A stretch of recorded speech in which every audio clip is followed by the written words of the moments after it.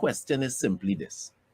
How do you stop Erling Haaland? Zaire, I heard you said that you have a plan for Haaland. So we Do go him or Roy across Keane the... do it, father. If only we had somebody who could do that and not get a straight red. But I'm Nah, not sure either Fred. Take the red Either and Fred. go. Well, then again, maybe you could tell Scott take the red since he's gonna get a yellow and get suspended for the game anyhow. Take the red and go. It's okay. My plan for him, I will take you back to a Champions League game we played against AC Milan, when Sir Alex Ferguson deployed the Park Ji-sung strategy against Andrea Pirlo. Where Park was tasked to shadow Pirlo, harry him, pester him, be literally on him. The minute he had the ball, follow him anywhere he went. We need somebody to do that with Haaland when he is outside the box. When he gets into the box, the minute he makes a run into the box, you tell the butcher, hey, chop, that's yours. Right? If it's a corner or a free kick, Varane has to man mark him because you need the height. In fact, put Varane and Scott on him if it's a corner or a free kick into the box. But we need to find, and it might sound weird, but I think if Scott isn't fully fit and you're not willing to put Casemiro on Haaland, then it's got to be Fred. It will have to be Fred who sticks to him, follows him like glue anywhere he goes, and just tries to get to the ball before he does. I don't care if you get it and kick it out. Just get to the ball before he does. And at the end of the day, just say hallelujah. He's not going up against Harry. For sure. I think we actually have that hallelujah here, you know.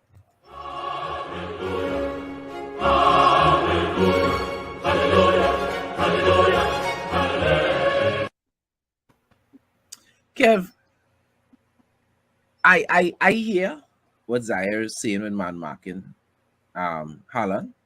It makes a lot of sense.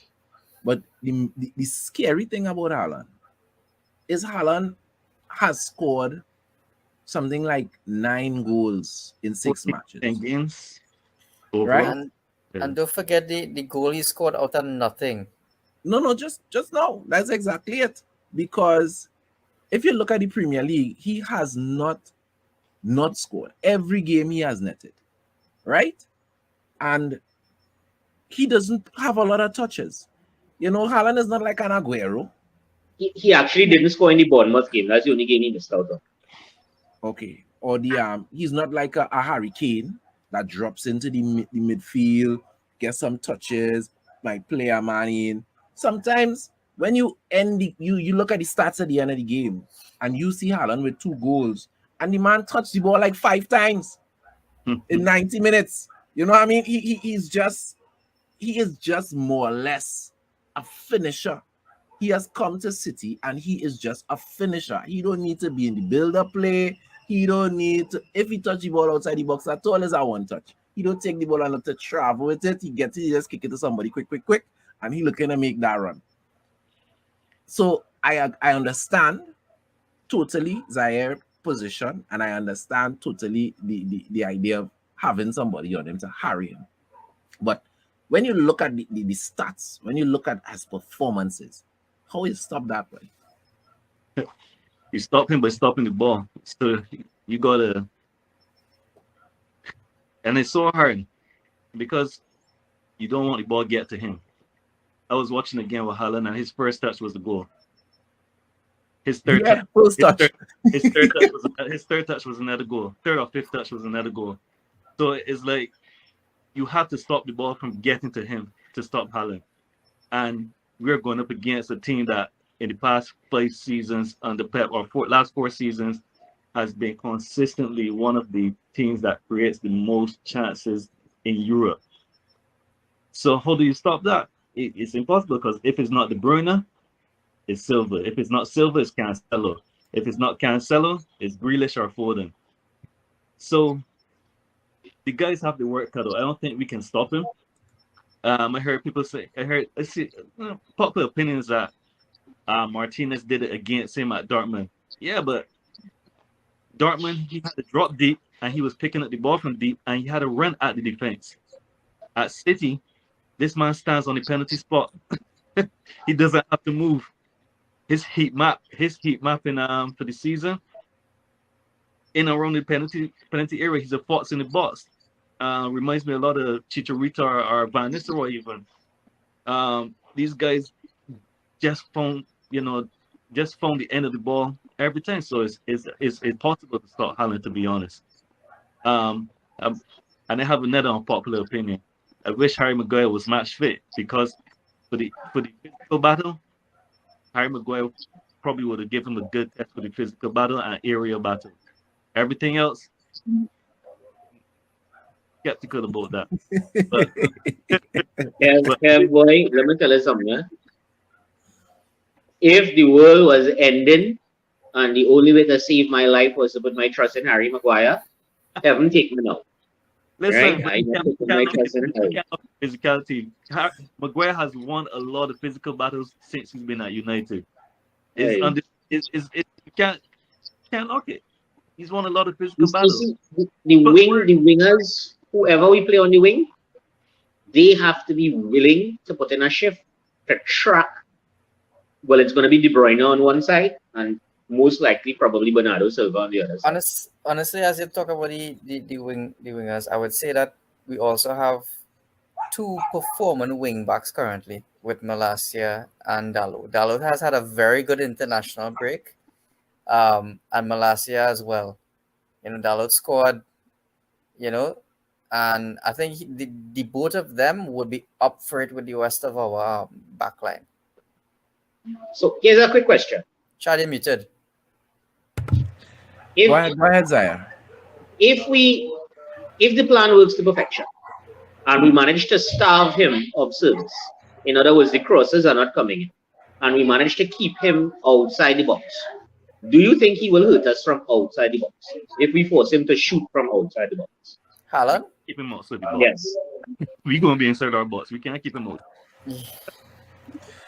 We had to find a way, because if you get him in the box and you have Martinez and Varane doubling up on him in the box, right? Then he's going to be forced to shoot from outside. The only way I will back the here 9 times out of 10 to stop anything shot from outside. The only way I see Haaland shooting from outside is if he's frustrated. Yeah, but And that's what we had to do. We had to frustrate him. okay, but we're talking about Haaland, right? I know we're talking about Haaland, but they have so many other players that were scoring when Haaland wasn't there. Outside the box, correct? Yeah, when Haaland wasn't even there, they still win the league and whatnot. So remember, Haaland was just the cherry. Kevin De Bruyne. So I wanna set this up for you. I wanna set this up for you, Nicholas. Zaire says, lock down Haaland, even when he do have the ball, prevent him from getting the ball. Kevin says, deal with the cross, right? Try to prevent the ball getting to him. If we prevent the ball getting to him, even though they have wizards like Bernardo and De Bruyne who just make passes and crosses to me out of absolutely nothing. Sometimes you're watching the game and you see them men kick the ball, they're like, who they kick that ball to, until they see a Foden or Haaland come out of the nowhere and like goal, you know what I mean? So Yeah. so you have option one, prevent him from getting the ball. You have option two, prevent the ball from getting to him. How would you stop Haaland, Nicholas? Talk to me. You stifle the service. That City's games are always won in the midfield. And that's what you have to do. You have to stifle that midfield. Make sure you run over them, because City is not accustomed to not having the ball. We know that.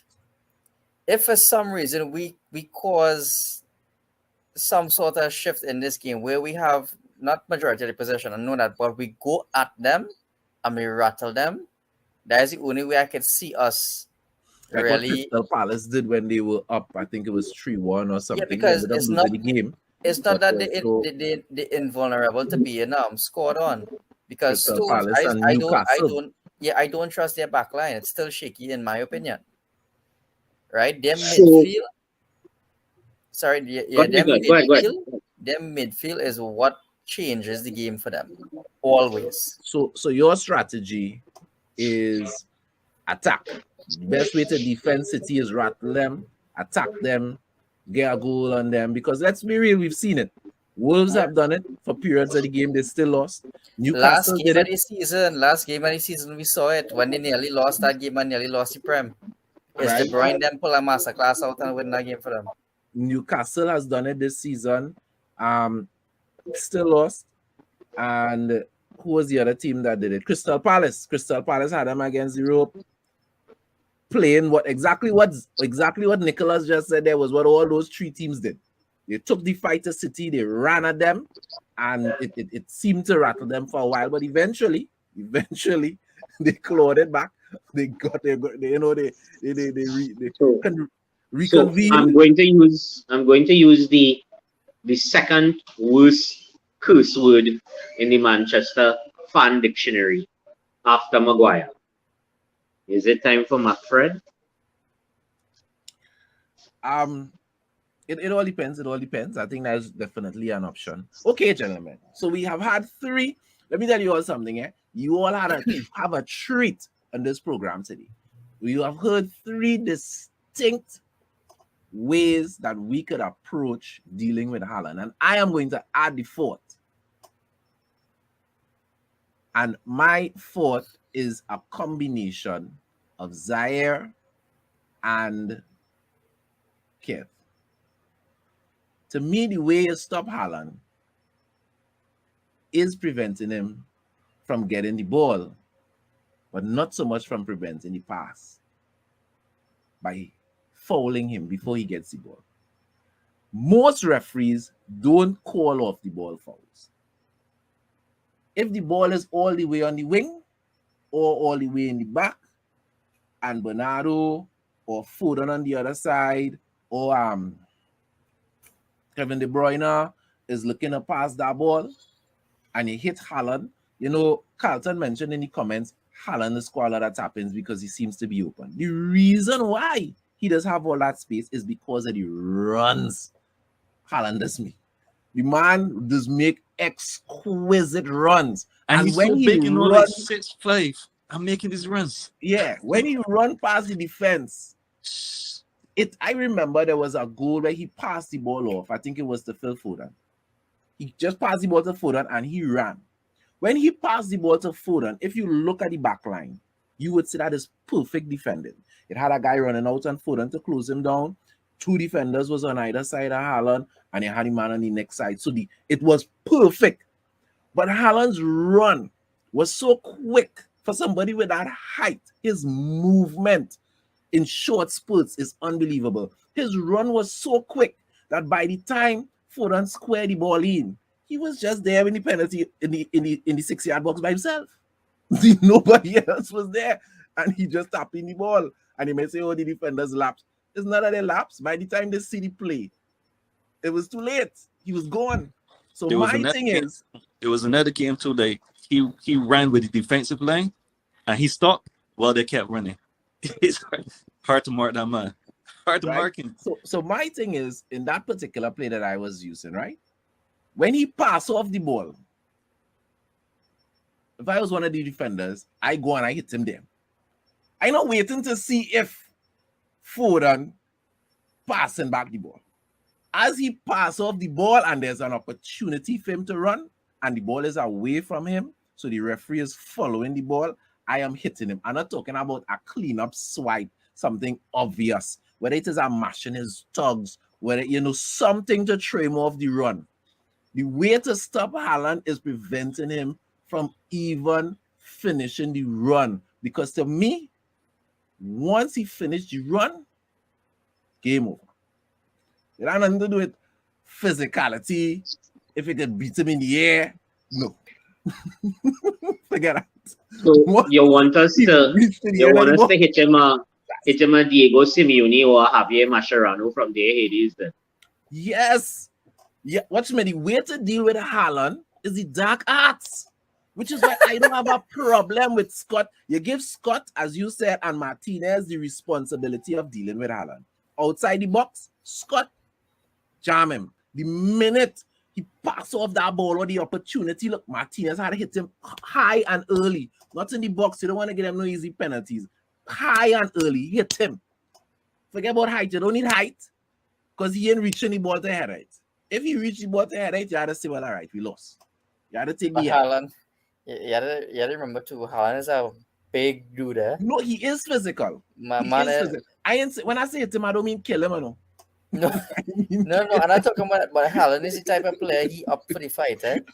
He's not gonna take a hit and that's why I say he don't. And that's When why he fall it's down, type he yeah. just it had to the be man don't, continuous. Watch me, it the had to man do don't it for stay on the 90 minutes. floor. He You know. just get up and run after he get hit, you know.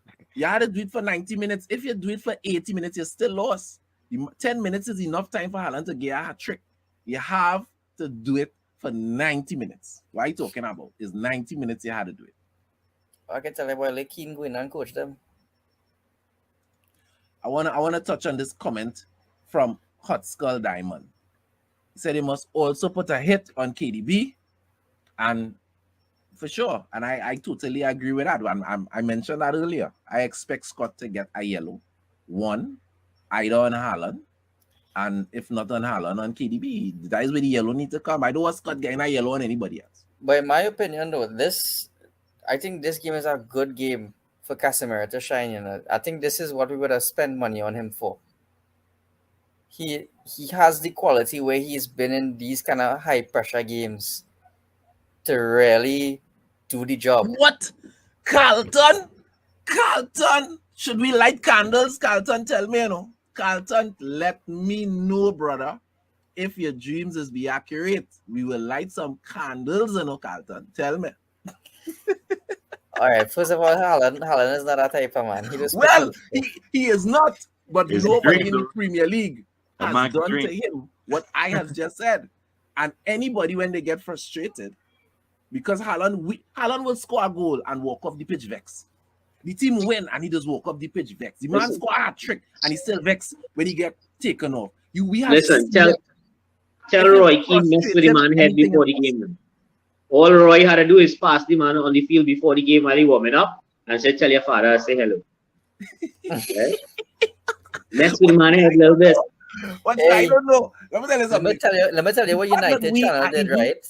Just now, Yeah, let's take up and yeah. remember what I was going to say, Nicholas. The fact that we even having this discussion is a testament to how great Haaland is. The fact that we even taking the time to have an entire segment just on how do you stop Haaland, that is a testament to his greatness. So when we reach to that point, sometimes you just have to do what it needs. You know, and there's an American saying, strangely enough, is an American saying. I don't hear it said anywhere else in the world. And they say if you're not cheating, you're not trying. Right? And you had to try how you could how best we could, you know, as I said, the dark arts, keep it on the edge of legality to deal with Haaland, because he's just not normal. The man is a machine. Go ahead, Nicholas. Yeah, so United admin today posted a clip with again well it seemed to have been United against City, and just before Haaland's father made a tackle on Bex, right? And caused him to get a free kick outside the box, a little way out. And Bex scored a worldie into the thing. And I was like, wow, what should they play in mind games already? Because it's you see the big Haaland name on the back of the shirt. And that was the game, I think, where Haaland father get taken out as well. So yeah, I think it really has some mind games going on. I don't between want to two see clubs right Haaland now. hurt. I don't want to see Haaland hurt. And as I much as wouldn't I'm saying hit him, I I don't wouldn't mean hit him. wish I wouldn't wish injury to that Yes, extent on that player, but correct. you could get bat. Yeah, but we Up to need this day and age, to every week I play football, I just knock men in the foot. No, well, let me real. There are some players, and not Manchester United. Scott McTominay is not the only one. There are some players. There's a player, two players on City. There is who is the CDM for City right now? Rodri. You Right. said Rod- CD? Oh, Rodri and Cancelo are two players for City. If you watch them good, if they don't hit somebody, them fellas will feel they play football. Them just run out there and get stupid here. Look, that's early. No reason, just run out and hit some. And there are players like that. They just need physical contact to get into the game. You know, some men just need to make a run, collect the ball, do a nice trick or a nice flick. Some men need physicality. Different players, you know, Roy Keane, we all know there are certain players that have that aggression, and fortunately for us, we have two players like that too, in Scott and Martinez. You know, Hey, they don't forget Casemiro. Casemiro is a man who just bust them tackles too on people. right? You know, men who just need to hit somebody on else they don't feel like they're playing football. We just need to direct that energy in the right place. Hotspot Diamond, you see the sticker on the bottom as my number, as the email for the channel. Reach out to me, man. We could definitely do that collabo, man. It's not a problem. So at the end of the day, I just feel no matter how we hit him, no matter who hits him, it's sung in harsh, but I want us to draw blood because that's the only time I go believe the man human. Because at this point, I go believe he's human.